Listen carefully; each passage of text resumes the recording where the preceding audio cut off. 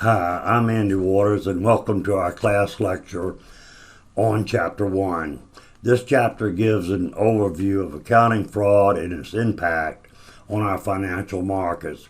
We also learn about the steps the federal government and its agencies have taken to combat this pervasive fraud. Let's get started. First, let's talk about our learning objectives. In Chapter 1, we will identify the elements of fraud. We will learn how pervasive accounting fraud is. We identify the major financial gatekeepers in corporate governance.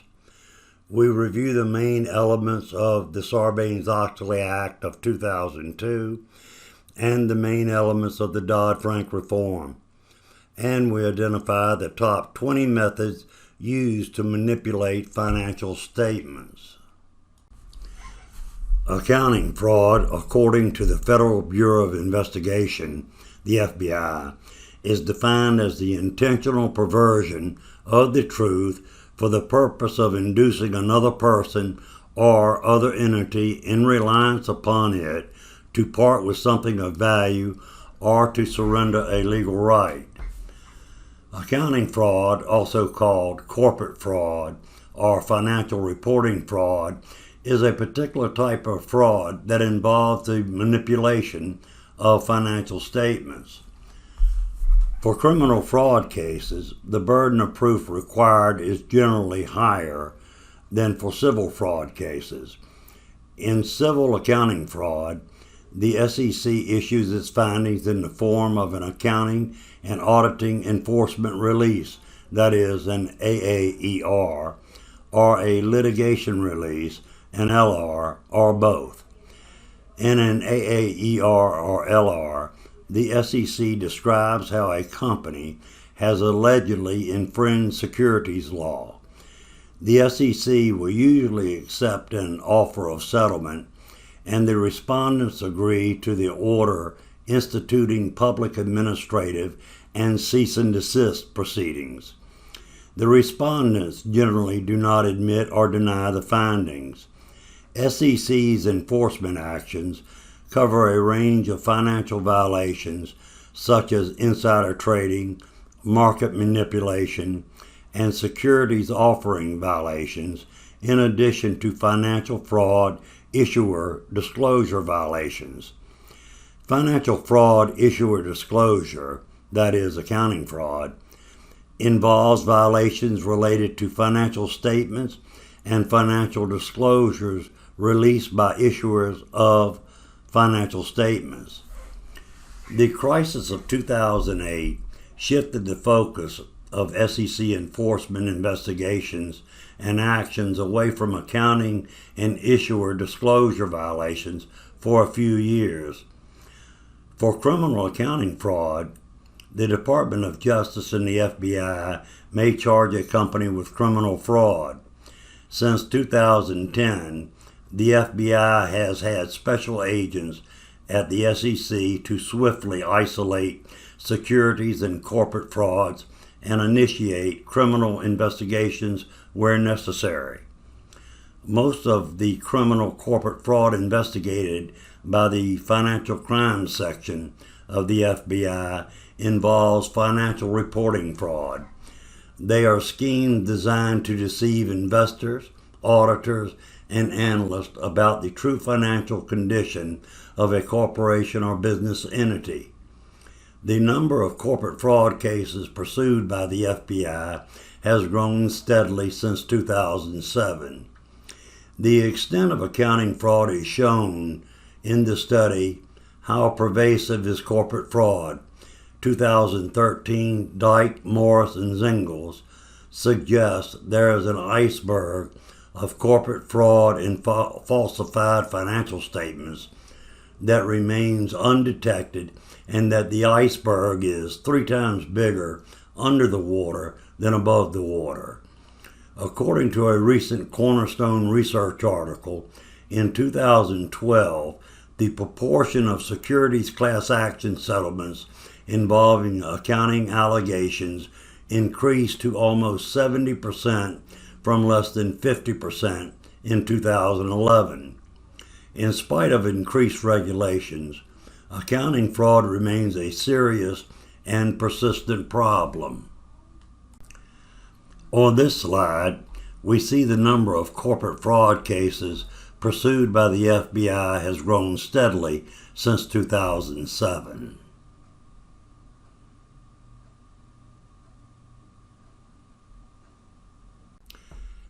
At the turn of the millennium, two companies, Enron and WorldCom, became well known for their accounting fraud.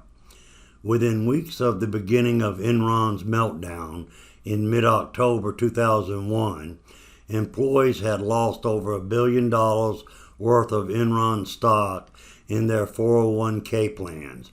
Stockholders had lost billions of dollars as the stock price fell from $60 per share to below $1, and debt holders were about to lose more than $3.9 billion. On December 3, 2001, about 4,000 of Enron employees were given notice to leave the company on the same day. WorldCom's bankruptcy was soon to follow in 2002, and it topped Enron's. Richard Thornburg, WorldCom's bankruptcy examiner, found failure by WorldCom's management and senior accounting staff and its internal control system, as well as failed checks and balances by the gatekeepers such as the board of directors, the internal audit department, the external auditors, the investment banking company, and the investment banking stock analyst. The combination of all of these business and financial reporting failures led the nation to acknowledge that something was seriously wrong with the financial reporting system. The combination of all business and financial reporting failures led the nation to acknowledge that something was seriously wrong with the financial reporting system. The report pursuant to Section 704 of the Sarbanes-Oxley Act of 2002 found 227 enforcement investigations in the 5-year period, which led to the filing of 515 enforcement actions for financial reporting and disclosure violations. The failure of checks and balances of gatekeepers was questioned. What were the factors that led to such widespread alleged reporting fraud? Because management has ultimate responsibility for the preparation of a company's financial statements, the huge rise in the incidence of fraudulent financial reporting enforcement actions at the turn of the millennium was associated with huge increases in incentives for management to present financial statements that overstated earnings.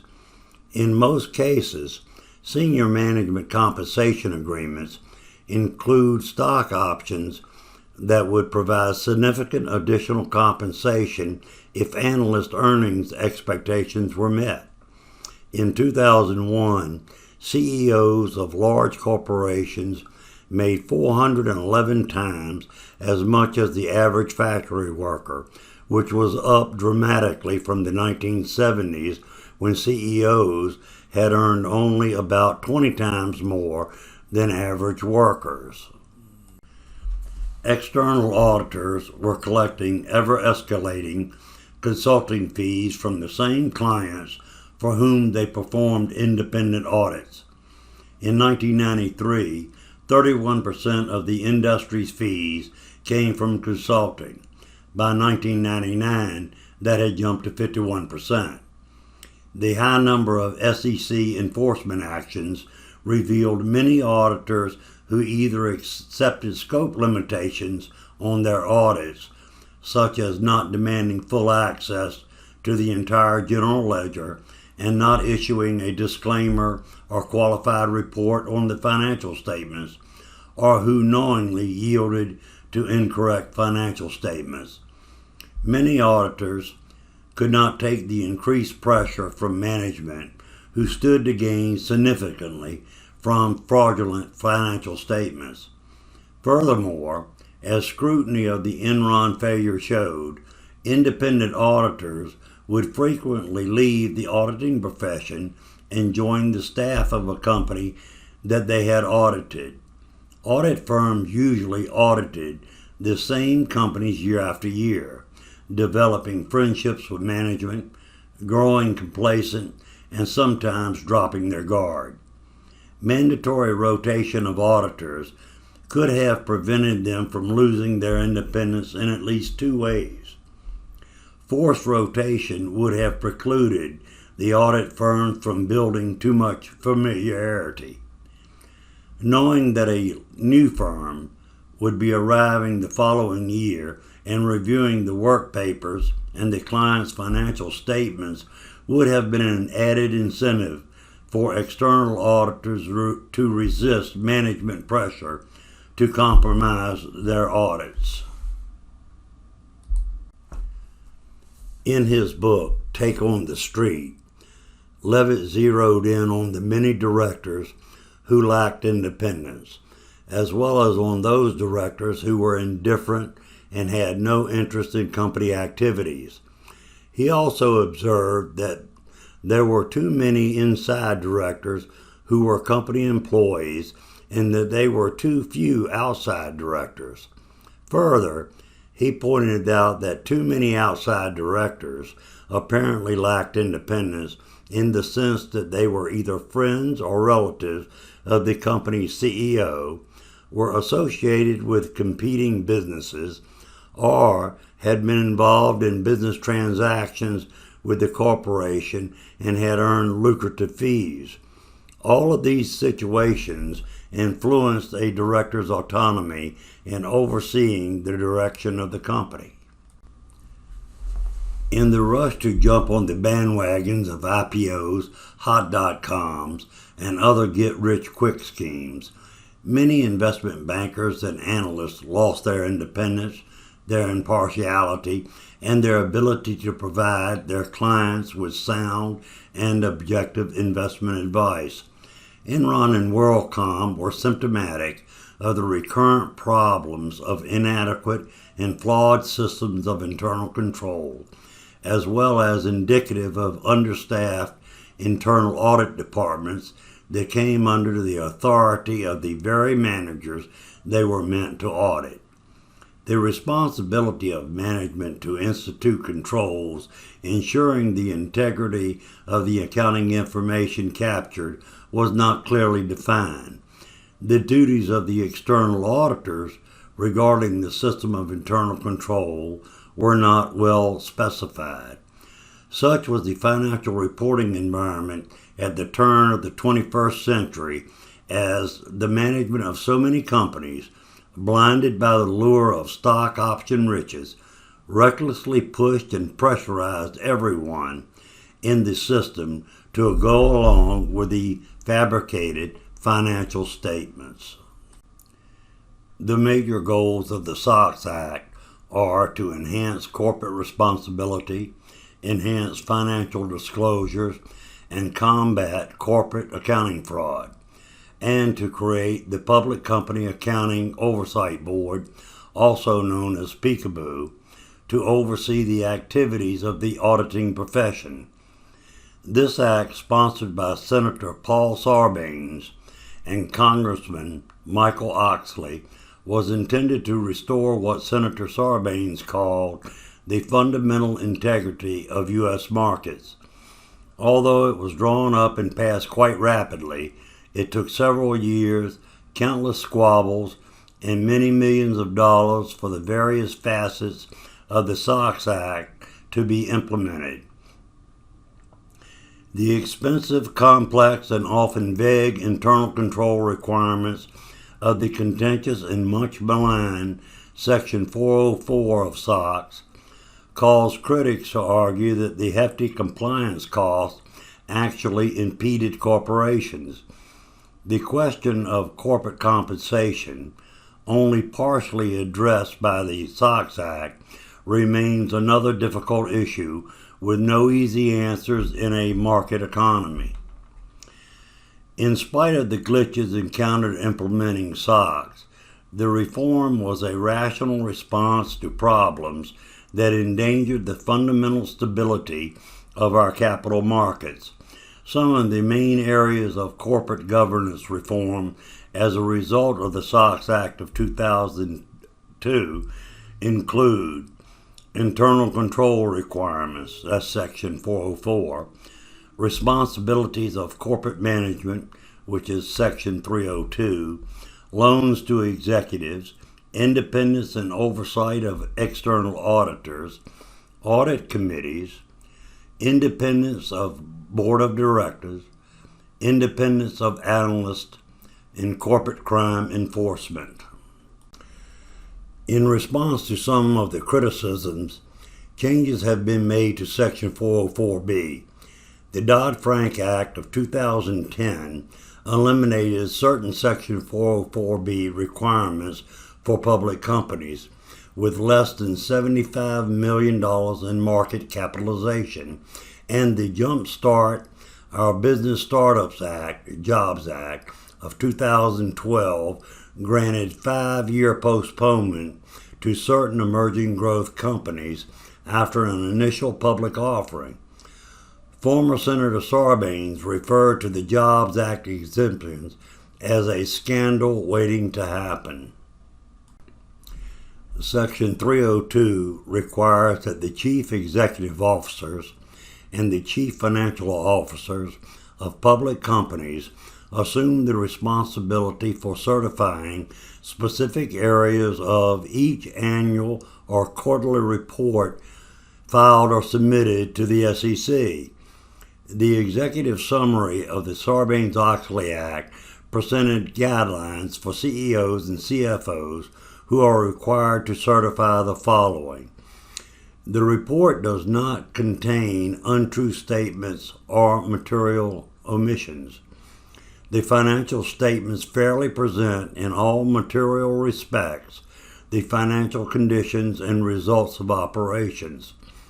Such officers are responsible for internal controls designed to ensure that they have received material information regarding the issuer and consolidated subsidiaries. The internal controls have been reviewed for their effectiveness within 90 days to the financial reports. Before the SOX Act, loans to executives was a two-step process. Boards of directors would authorize huge loans to company officers. Then the board sometimes conveniently authorized forgiveness of the loans. The SOX Act prohibits loans to company officers and directors. The SOX Act of 2002 established the Public Company Accounting Oversight Board, PCABO, for the oversight of the audit of public companies. The Act requires public accounting firms to register with the PCABO, and it requires the board to establish or modify, as required, standards of auditing, reporting, ethics, and quality control. It equips the Public Company Accounting Oversight Board with disciplinary powers and requires the PCABO to inspect and investigate registered accounting firms and to enforce compliance with the established standards. The Act also prohibited public accounting firms from performing specified non-audit services for the firms that they audit. If a senior executive of a company was previously employed by the company's auditors and worked on the company's audit, the audit firm is prohibited from auditing that company for a period of 1 year. Apart from the requirement of a minimum of 3 independent directors in an audit committee, the SEC requires disclosure as to whether at least one financial expert is serving on the audit committee or the reason why there is no financial expert on that committee. SOX instituted a number of requirements for boards of directors to improve their gatekeeping duties and to ensure the independence of the majority of directors on company boards. SOX added provisions mandating independence of analysts from their investment banking employers.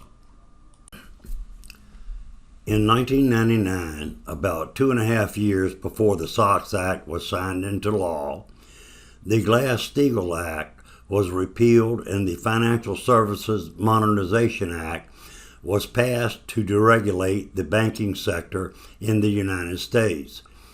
This deregulation marked what many believe to be the origin of the financial crisis of 2008.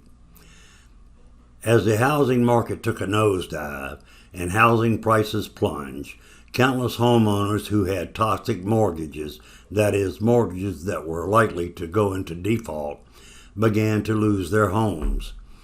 By the end of 2008, millions of Americans were unemployed, billions of dollars in mortgages and mortgage-related securities had been lost, Lehman Brothers had collapsed, and the American International Group, AIG, had to be bailed out by the federal government. The Financial Crisis Inquiry Report of 2011, published by the National Commission on the Causes of the Financial and Economic Crisis in the United States, published its findings on the financial crisis and came to the following conclusions. The financial crisis was avoidable. Widespread failures in financial regulation and supervision proved devastating to the stability of the nation's financial markets.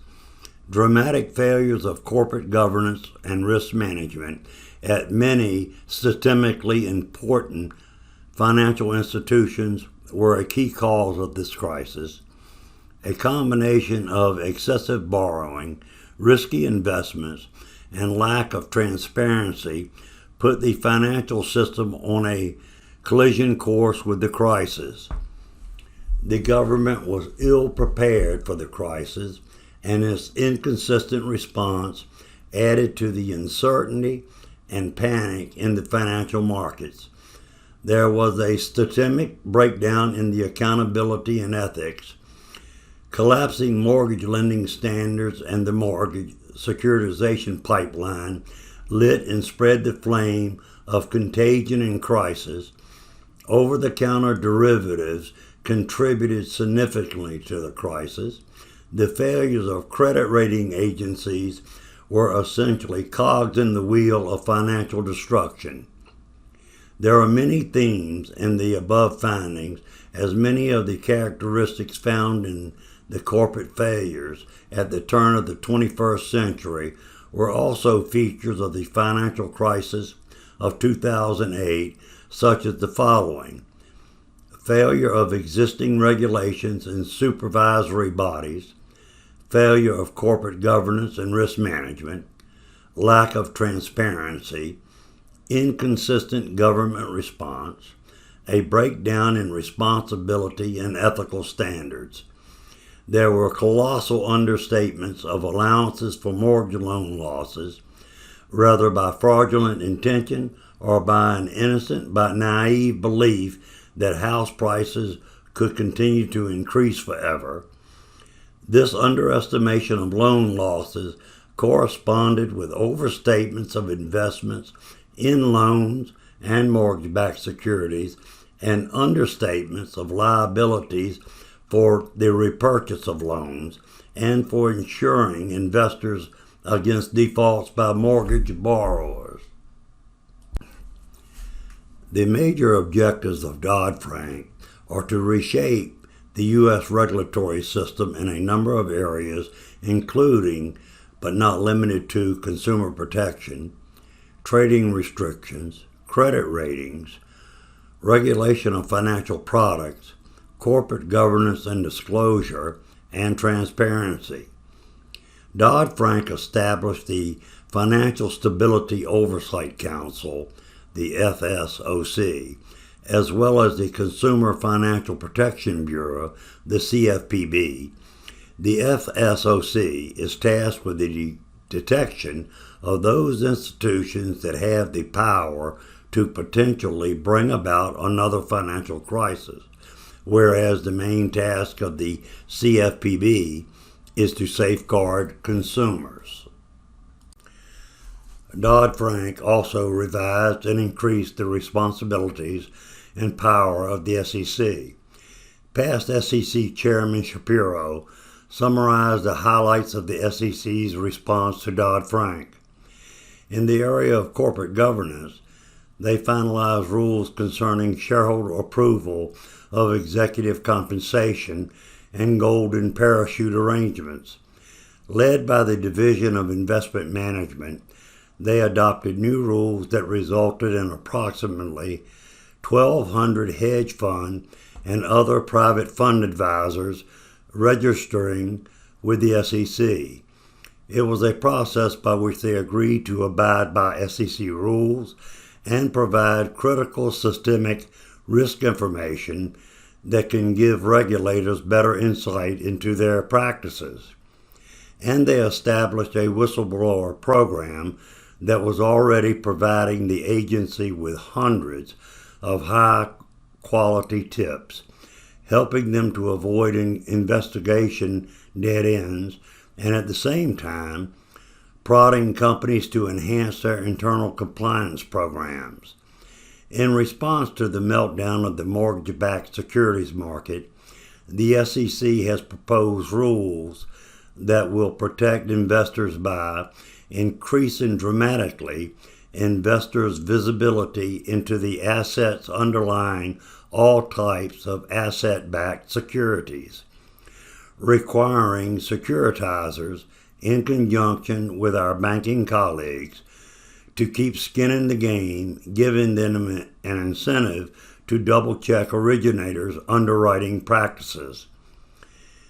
Changing the practices of the rating agencies whose gross misratings of billions of dollars of mortgage-backed securities were kerosene on kindling wood.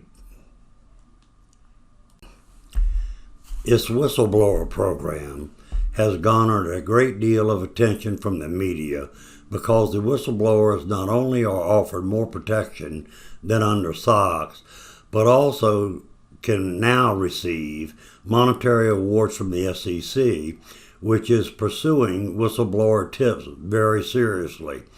In response to Title VII of Dodd-Frank, the SEC is working with the Commodity Futures Trading Commission, the CFTC, to develop regulations that will stabilize and fortify our financial system in the following ways: increasing centralized clearing of swaps and ensuring that capital and margin requirements reflect the true risk of these products, improving transparency to regulators and to the public by shedding light on opaque exposures and assisting in developing more robust price discovery mechanisms, increasing investor protection by enhancing security-based swap transaction disclosure, mitigating conflicts of interest, and improving our ability to police these markets.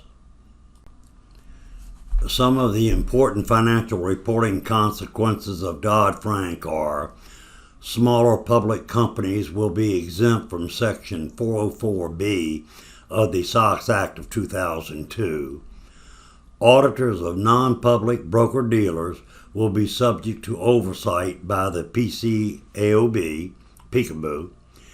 Changes to asset-backed securitization practices, stricter regulations for credit rating agencies, changes to executive compensation and corporate governance practices, the reduction of risky investments on the balance sheets of large financial firms, as well as other requirements.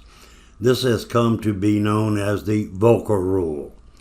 To fight accounting fraud effectively, it is essential that those who prepare and use financial statements understand the ethical underpinnings necessary for a healthy and functional business environment and why it is imperative that investors have access to and trust in high-quality financial information. It is also critical that users of financial statements learn to identify the major methods that companies use to manipulate financial statements, as well as the key signals that indicate a company's financial statements may have been falsified. The first systematic study of the incidence of financial reporting enforcement actions was the report pursuant to Section 704 of the Sarbanes-Oxley Act of 2002, or the SOX Report 2002. This report classified the fictitious methods in terms of their effect on income, that is, oversight of revenue and understatement of expense. This categorization of the methods of fictitious financial reporting provides a particularly useful pedagogical progression for studying the methods that companies may use to manipulate their financial statements. The organization of this table is based on the categories provided by the SOX Report of 2002 and provides a list of the most prevalent methods of fictitious financial reporting leading to SEC enforcement actions. The table adopts the terminology of the SOX report for each method of fictitious overstatement of income to note the corresponding overstatement of assets or understatement of debt. There are many methods of categorizing financial reporting violations, as there are studies of financial reporting enforcement actions. Some studies categorize the fictitious reporting methods in terms of how the method manipulates income, revenue, or expense, whereas other studies categorize the fictitious methods according to the corresponding effect on misstating assets or liabilities. You may stop the video to review the slides in further detail at any time.